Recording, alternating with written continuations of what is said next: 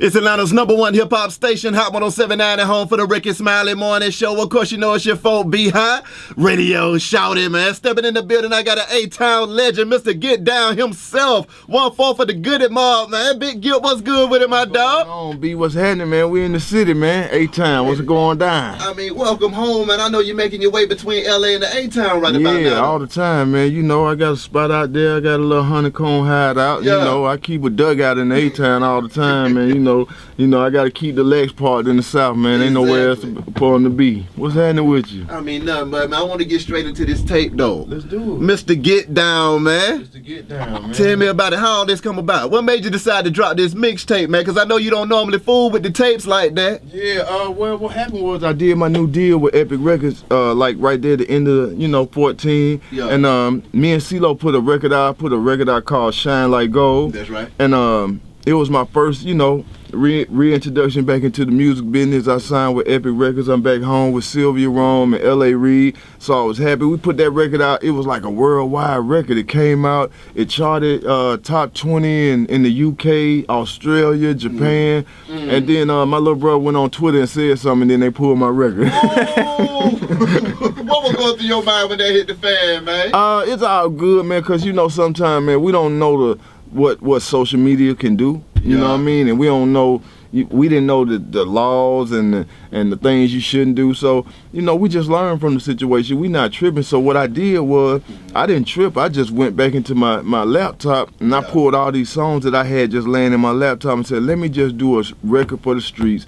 So at least I can give them something, before I drop the album. But it all came about after we did the Outkast, week in Atlanta, the Outkast at last concert, and just to see 30,000 people come out and see us from Friday to Saturday, which we brought over 100,000 people to the city, man, from all over the world to see us do our music together for the last time, man. And that was something that it really touched my heart. So that's what made me go into myself and say, man, what could I do for these fans, because the love they ain't given to us for 20 years, I had to get something back. So I went in and I gave them 18 new songs, man, put it out like Thanksgiving Day, and we already got 100,000 downloads, getting ready to go on tour, all kind of stuff, man. You know what it is. I mean, boxed up shouting. I seen the visual for that thing. I mean, straight up dope. Tell me about how that came about. Okay, boxed up shouting, man.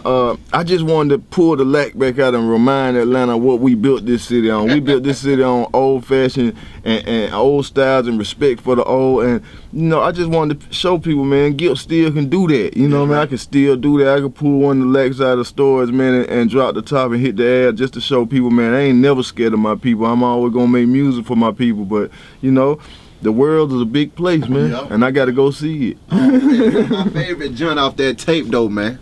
That Sugar, Cocoa, and Honey with Bruno Mars. Yeah. I mean, tell me about how that one came about, boy. Well, I'm gonna tell you, like, Bruno had recorded a few songs for Low. Yeah. And these were one of the records that were laying around that we had in the vault. And I said, hey, man, bro, you gonna use this record? He said, no. So, I was like, hey, man, that's Bruno Mars, he wasn't Bruno then, he was there Bruno the session writer, what I mean? So I jumped right on it, man, and already, man, the record already getting played in Africa, the UK, Singapore, what I mean? It's getting played all over the world, and it's just a mixtape, song. It wasn't even something that I put out there for sale. And like, we got a new video. I put a new video out. Booty Bead, did by my dude named Caviar, man. I did that in the crib. That's just for all the folks in Atlanta, man. Go to the booty club, man. You know how we do it. We raised up off of it. That's right. I was in strip clubs, 16 years old, man, over there in Monterey, man. That's right. So that was just something I did for the strippers. But I'm about to drop another record off the album, off the mixtape. It's called Paradise Life. Yeah. Now this record here. Then this just stomped down Gipp here. This just stomped down Cadillac music, man. Cause when we came into the game, it was about having a record that you could jump in the car and ride around Atlanta all day, man. Right. One gas stop and the rest we gonna keep it rolling, Right. So that's what this record all about, just reminding people of what we came up off of. It's cool to do the club stuff and all that kind of stuff, but I just always been in the music that make me think. If it don't make me think or make me think of something better I can do it myself, then I can only listen to it for, for service value. That's you know what I mean? So yeah, Paradise Life, that's the next thing. And then, yo man, I'm about to get up to drop the album, Saga, Epic. Tell me about this album now.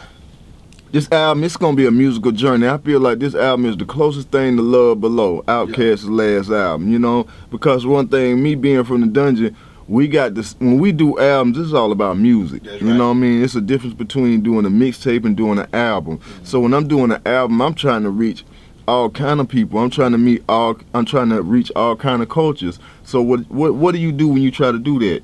You go and make great music. So the album is basically about me going in and showing you the diversity and the growth of Gipp as an artist for over 20 years, man. I showed you that I can be many faces. That's why I call myself the mutant, because I ain't been able to flip and be different characters in front of your face, and you have to be like, how you reinvent yourself like that? Well, it's an art to this, you know what I mean? And I'm trying to show artists that if you don't learn this, you will not survive as long as I've been able to survive. That's right. Now, 20 years ago, an album came out that kind of shook the South and changed the game, Gipp.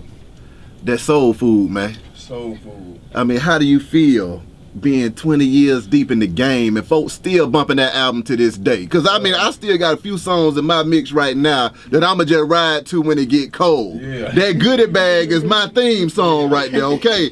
I still ride down 66 and I'm like, it's dark as hell out here, man. Yeah, it's still dark as hell. I feel grateful, man. I feel grateful that the Most High gave us that, for us to be able to come into the game and drop a record like Cell Therapy, and we can look around and see that this world has turned into everything that we said on that record. You know what I mean? We talking about the cameras, we talking about the government peeking in our window, we talking about the social media where they can track you and follow you anywhere you at.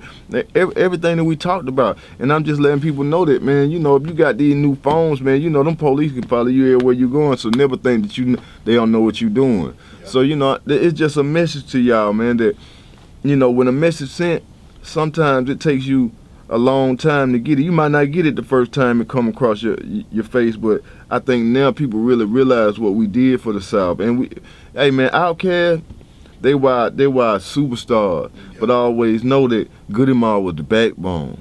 That Soul Food, man. You know what I mean? You can anytime, and you can put Soul Food in right now, and it's still relevant to what's going on to the day, man, because out here, man, it's hard, man. Like, I can see that it's changed. It's more people going into poverty. It's less and less people knowing how they gonna eat every day. So, to have Soul Food in your catalog, man, it surely can help you through some tough times in your life. That's one thing that I can say throughout all the years.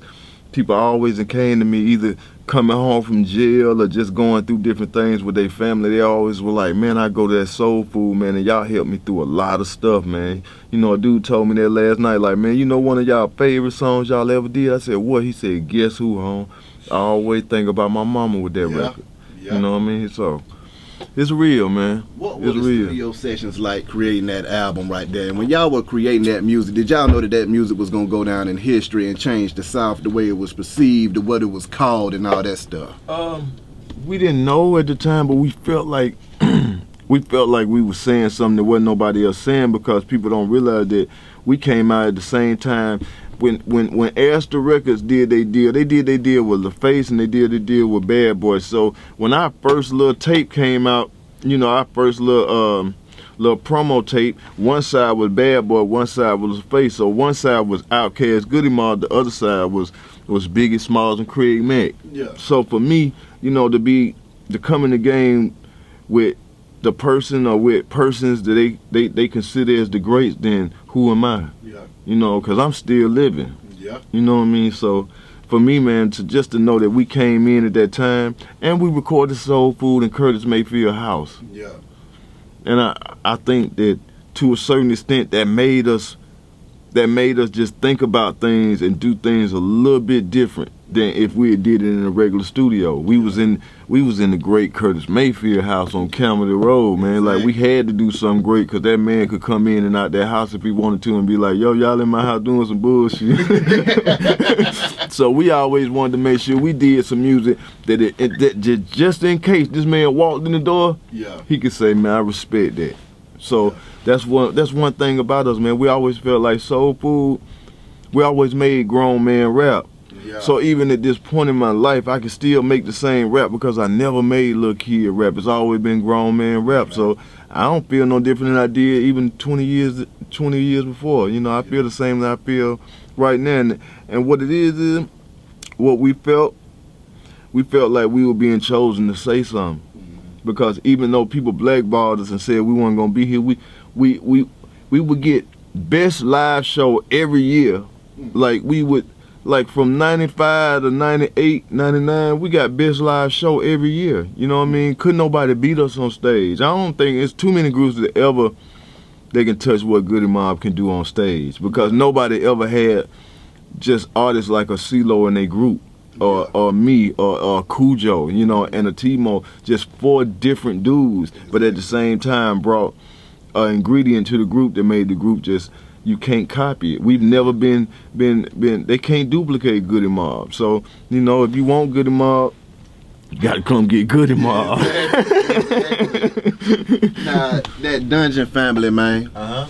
You had a bunch of folks from the A-Town that could get together and, I mean, flat out jam. But everybody's from the hood at the same time. How were you able to get everybody on the same page for y'all to be able to jam like that, man? See, a lot of us went to school together. You know, Wish Doctor, T-Mo, CeeLo, they all from the same hood. Yeah. You know what I mean? Me, Cujo, he from Camden Road, Venetian Hills, and you know, like Big Rube from Venetian. You know, I'm from East Point. You know, I think that it was just the times, because you know, in Atlanta during them times, it was only 3 sets of groups really doing stuff. You had Dallas Austin, and then you had Jermaine Dupri. And we were the third, you know what I mean? We were the third entity. And really, if you think about all 3 of us, we all knew each other, you know what I mean, as kids growing up. So we all used to hang out at Jelly Bean. So we've been watching each other since we were kids, or at Greenbrier, the Gold Room. Like, always special and always was in our face. Like, Dallas has always been the dude that everybody looked up to, because, you know, he started making hit records at 16, 17 years old with Climax and Joyce Irby. So it was just us being around those kind of guys then. And once LA and Babyface showed up in town, we just felt like we had to do something that was bigger than just, you know, because during them times, it was all about scrub the grind, you know what I mean? It was all about bass music, and I loved it. You know, I was all into the booty shake, man. Like, and you know, Magic Mike, man, come on, man, Gucci Crew, man, Poison Clan, that was Gipp, man, that's my homeboy too, old JT Money. So, for me, it was about just making sure that we impressed LA and Babyface. Like, that's something that nobody else had in the city, you know. Dallas didn't have to take his records to LA, you know what I mean? And neither did Jermaine. He just had to do great for Usher. But what he did on So Def was So Def, you know. But for us and what we were doing, Outkast, we had to take our records directly to LA and Babyface. And to have to do that, you had to impress them. You had to impress them, man, because, you know, the biggest thing they used to tell us, like, man, look, man, I don't want to hear a song. All I want to hear is the melody, the hook, and the chorus. Whatever you're saying in between that, that's cool. I get to that. But them the 3 most important things to us. So if you think about it, if you go back and listen to Organized Noise and the Dungeon Family albums, it was all about music and layers. That's why you had like people like Witch Doctor. Like, he had his own style, man. It was just his own. And if you think about it, Cool Breeze was the first dope boy rapper. You know what I mean? Like, that represented Atlanta, like, on that style. You know what I mean? And Backbone was his own thing, like his own West Side kind of D-boy story. So it was like, it was great to do that, because Reek had his mom's house in Lakewood. You know, like, he was able to have 15, 20 guys at his house all the time during them times, and us just sitting there and sitting around that music and trapping at the same time, you know. Because what's so funny about it, you know, like, people ask me all the time, like, where the word trap come from. It come from Goody Mob. First time you ever heard it, it comes from us, and that Cujo Goody. Most of the slang that people use in the South, that Cujo Goody. See what I'm saying? Had a slick dictionary, you know, that came with the album, though. You know, so the slumptionary. So, you know, it was just all about us all having one goal, and the one goal was to represent Atlanta, because we felt like at that time, at that particular time, that Dallas was so pop. You know, Dallas was hanging out with Madonna and all that then, and you know, JD, he was doing Crisscross, but we always felt like Crisscross was big, but Crisscross didn't represent Atlanta. They represented what JD wanted them to represent at that time. You know what I mean? Like, and what was special about them was they were so dope. They were dope, and they used to wear their clothes backwards. Yeah. But you didn't get to knowing what Atlanta was about till you got to the Dungeon Family. Yeah. You got to the Dungeon Family, Outkast, that first Players Ball video, man, we let you know, we took you through the city, man, like this Atlanta. Like whatever the other stuff you see, but this Atlanta. And I think people always had to respect us because we never wanted to be like nobody else, but from Atlanta. You know, everybody else, it begged to differ. You know what I mean? But when it came out the Dungeon, man, everybody always knew this was Atlanta. People moved to Atlanta because of what we did, not of what Dallas and what JD did. Respectably, they did their thing. But when people wanted to know about Atlanta, they put on the Dungeon Family music. Another album still standing, man. That Black Ice. Black Ice. I mean, another classic and another one of my favorites, that Fly Away, man. Can you tell me about how them two joints came together? Well, one day, Reek had this beat up playing in the Dungeon for about a week, and it was right after. I'm gonna tell you, it was the same week we did the Bad Boy and Organized Noise weekend in Atlanta. He had this beat up all day, and I was just like, yo, man, I'm tired of coming over here and hitting this beat. So I just went in the studio and did 3 verses to Black Ice and walked out of the studio. Yeah. Well, I came back the next 2 days, Reek had put Dre and Big on it. And I was like, dang, like a song that was really, to me, I was just in there vibe. And I swear, I just went in there and vibed them 3 verses out. Yeah. But when he put Dre and Big on it, it became a real song. And you know, the whole thing was just about the Black Ice in Atlanta, man. You know, that's just something that we hear coming up, like, watch out for the Black Ice. Exactly. You know, and life like that too. You know what I mean? Life like that. You don't watch out, man, you can get caught slipping. You know, so, and the Fly Away, that record came about, man. We played Bad Boy over at the Dungeon. Yeah. And Puff showed up. Puff showed up with New York Knicks. You know what I mean? He came with old professional basketball players. So we out there, we like, okay, New York. New Yorkers showed up with professional basketball players. It's just us in the hood. Yeah. So they beat us at the Dungeon. And I remember we were tripping because and that day we were tripping because we were like, you know, like when I stay, Fly Away. And we went in and recorded that record after that. We used that aggression that we had lost that game. We were so mad. Then we set up the football game, and then we was out there. We were supposed to be playing flag football. We were tackling. Been here. Tigers, man. Been here. How was that feeling though? When I look at songs like that Fly Away, and I look at how the city is now. How do you feel when y'all talked about a lot of this stuff and people wasn't quite getting it right then, but now you see it around you everywhere you go? Well, I mean, I see it, I respect it, and I just like, hey man, it's up to the youth to change it. Yeah. You know what I mean? It's up to the youth to want something else out of this music game than just the streets and just the club life. You know, because one thing you can't say that. One thing we've proven, if you do great music, you'll survive. Yeah. You know, and you know, I take my hat off to the young artists that's pushing that kind of line, and that's like B.O.B., Lil Rory, you know, like some of the different artists out here that's really trying to do their thing and you know, take it to the other level, because, you know, like this street music, not too much of it gonna make it to London. You know what I mean? True. It's not gonna make it to London. You know, they know Jay-Z, but they know Jay-Z because of Beyonce, not because of Jay-Z. You know what I mean? Just know that them people over there don't even understand a lot of that stuff in our street culture. So the only way to reach them is to make great songs. And that's what I tell a dude all the time, man. Now, I ain't got no whole bunch of freestyle for you, but I bet you I'll write a better song than you any day.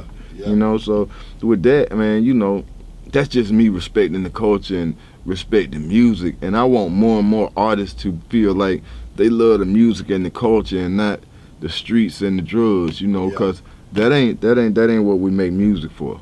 Exactly. Now I know you toured with CeeLo for about 3 years. Yeah. I mean, what was that about? How was that? Okay, what happened was, you know, he had just finished doing the Nas Barkley. They gave Shawty a big deal, so we was over in London, and he was like, yo, bro, like, we got to go and meet with this dude named Bruno Mars. So we went and met with Bruno, and when we got in there, we did this song, F You, and in 24 hours, it was a worldwide smash, and we went and we did everything, man. We went on tour with Rihanna, we went on tour overseas, every country, he performed for the Queen, you know, and we did The Voice at the same time. So it was exciting, man. Moved to LA, man, and, you know, just dug in there, man, and started to really just understand that, okay, now we got to take Goody Mob to another level. Let's do a TV show. You know what I mean? So that's what we did next with TBS. And, you know, did great, man. And, you know, people don't understand sometimes, man. When you try and go and do different things, you can't be the same person that you are that you soul in music. That's what people don't understand sometimes. The same entity that it takes to make records is not the same one that people might want to see on TV every week. You know what I mean? Like, Snoop Dogg don't act like Snoop on the records, then when you see him on TV, he's Snoop Daddy. He's Snoop Daddy, not Snoop Dogg. So, I mean, that's all, man. Just us learning that it's so many other places you can go, so many other countries, man. It's such a big world out there that I think that people getting trapped into this thing. Cause, you know, one thing I want Atlanta to know, that we starting to get like New York did in the 90s, man. We starting to be all about just Atlanta, man. And it's not just about Atlanta. We supposed to make music for everybody. You know what I mean? And I think if you keep doing that, then you kill your own base, you kill your own home in the way that you make music, and you're not supporting it. Yep. Because if everybody making the same thing, why the people gonna start supporting it? Exactly. So if the artists don't keep elevating and doing different things, then you'll lose your fan base to somebody else, and it's always somebody else ready to take your spot. Exactly. Last question: Michael Brown, Eric Garner, and the police shootings. Yeah. I mean, how you feel about that stuff right there, man? You know what, man? When stuff keep happening and people keep using these different excuses of why it happened and why it's not gonna happen again, but it keeps happening, you know, I just feel like the marching ain't gonna change it, man. What we did 30, 40 years ago to get the rules changed, not gonna get the rules changed in 2015. You know, I just feel like it's some of it is the police fault, but some of it is our fault too, man. I see how the youth is out here, man. Like these kids out here, man. You gotta remember, man. We were grown. We seen Chronic. Yeah. We were grown. Yeah. We were grown men when we grew up off old Bobby Brown, folks. Reggie Miller, folks. Like, these kids ain't grown up. Come on, man. Every song, man, these kids get on the Instagram. I can't go a day without my drink. You know what I mean? It's like all that. And, you know, I had friends die in this, man. That's why y'all don't see Gipp a lot and just everything. He's like, man, a lot of my friends died in this game. You know what I mean? So, you know, like, I knew DJ Screw. I went to DJ Screw house.